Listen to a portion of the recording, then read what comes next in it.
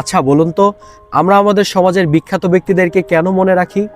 শুধুমাত্র তারা বিখ্যাত বলে, নাকি তাদের করা কোনো কাজ বা শিল্পকর্ম বা কোনো চিন্তাধারা আমাদের জীবনকে প্রভাবিত করে বলে? আজকে এই সমাজে যদি আমরা তাকাই, আমাদের চারপাশে অসংখ্য বিখ্যাত মানুষ রয়েছেন, বিখ্যাত কর্মকাণ্ড রয়েছে, কিন্তু এত মানুষের ভিড়েও আমরা কিন্তু অনেক মানুষকেই মনে করি যারা হয়তো মারা গেছেন শত শত বছর হবে। কিন্তু কেন আসলে আমরা তাদেরকে মনে রাখি? সেই মানুষগুলো যারা হয়তো আজ থেকে বহু বছর আগে পৃথিবী থেকে চলে গেছেন, কিন্তু তাদের রেখে যাওয়া কর্মকাণ্ড, তাদের চিন্তাধারা বা তাদের দর্শন এখনো আমাদের জীবনকে প্রভাবিত করে বা আমাদেরকে নতুনভাবে ভাবতে শেখায়।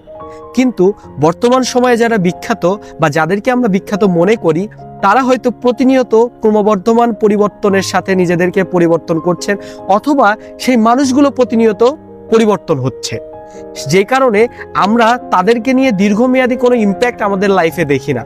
কিন্তু যেই মানুষগুলো এখন হয়তো পৃথিবীতে নেই, কিন্তু তাদের করে যাওয়া কাজগুলো, চিন্তাধারাগুলো আমাদের লাইফে প্রতিনিয়ত ইম্প্যাক্ট ফেলে যাচ্ছে, তারা কিন্তু শুধু আমাদের সাথে থাকবে না, আমাদের পরবর্তী প্রজন্মের সাথেও থেকে যাবে। তাই নিজের লাইফকে নতুন করে সাজান এবং এটা ভেবে নিজের জীবনকে সীমাবদ্ধ করে রাখবেন না যে আমার মৃত্যুর পরে কেউ আমাকে মনে রাখবে না।